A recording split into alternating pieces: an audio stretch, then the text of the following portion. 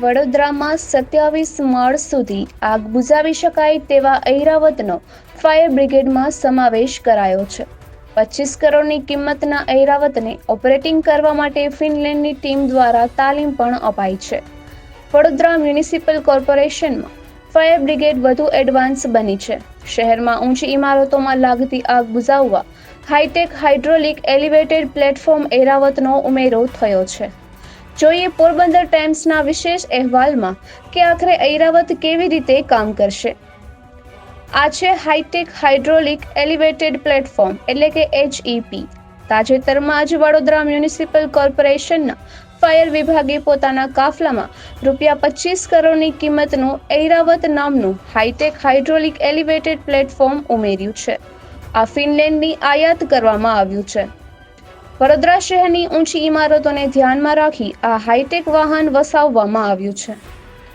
Vadodara કોર્પોરેશનને ફિનલેન્ડથી 81 metre ઊંચા hydraulic elevated પ્લેટફોર્મનો order આપ્યો હતો, જે થોડા મહિનાઓ પહેલા જ લાવવામાં આવ્યું છે અને તેનો ઉપયોગ કરવા માટે ફાયર ફાઇટર્સને સઘન તાલીમ પણ આપવામાં આવી છે. આ હાઇડ્રોલિક એલિવેટેડ પ્લેટફોર્મ 500 કિલો સુધીનું વજન ઉપાડી શકે છે. તે સેન્સરથી સંચાલિત થતું હોવાથી તે પવનની ગતિના આધારે ચાલે છે. જો પવનની ઝડપ 12.5 મીટર પ્રતિ સેકન્ડથી વધી જાય તો તે જાતે જ બંધ થઈ જાય છે. વડોદરા ફાયર વિભાગમાં આ હાઇડ્રોલિક એલિવેટેડ પ્લેટફોર્મનો ઉમેરો થતાં વડોદરામાં ઊંચી ઇમારતોમાં આગ બુઝાવવાનું કામ આસાન બનશે. આ હાઈટેક મશીનથી મોટી દુર્ઘટના સમયે અનેક રીતે મદદ મળી શકશે. અત્યાર સુધી ફાયર વિભાગ પાસે 41 મીટરની ઊંચાઈ પર રેસ્ક્યુ કરી શકે તેવું વાહન હતું. જો કે 41 મીટરથી વધુની ઊંચાઈ પર આગ લાગે તો ફાયર ફાઇટર્સે ભારે જહેમત ઉઠાવવી પડતી હતી. હવે તે સમસ્યાનો અંત આવ્યો છે. આમાં 4 કોમ્પ્યુટર આવેલા છે, અનેક સેન્સર આવેલા છે. આ મશીન થકી ઊંચાઈ પર આગ ઓલવવાનું કામ સરળ બનશે. સાથે જ બ્રિજ નીચે જેવી જગ્યાઓ પર જવા માટે પણ સરળતા રહેશે. આ હાઈટેક ઐરાવત જે ફિનલેન્ડથી વડોદરા લાવવામાં આવ્યું છે, 3 માસ લાગ્યા હતા અને મુંબઈ સુધી શિપમાં અને ત્યારબાદ જમીન માર્ગે લવાયું છે.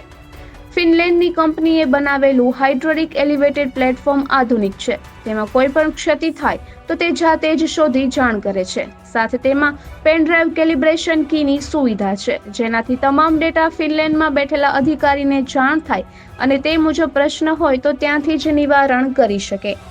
જ્યારે મુંબઈના પાલઘર પાસે સર્વિસ સ્ટેશન પણ છે, તેમાં 20થી વધારે સેન્સર આવે છે. 4 કોમ્પ્યુટર લાગેલા છે. આ વાહનમાં મુખ્ય એન્જિન બંધ થઈ જાય કે ખરાબ થઈ જાય તો પણ બીજા એન્જિનથી બચાવ કામગીરી કરી શકાય એમ છે. હાઈરાઇઝ બિલ્ડિંગમાંથી રેસ્ક્યુ પણ કરી શકાય એ મુજબની વ્યવસ્થા છે. નિપુલ પોપટ, પોરબંદર ટાઈમ્સ.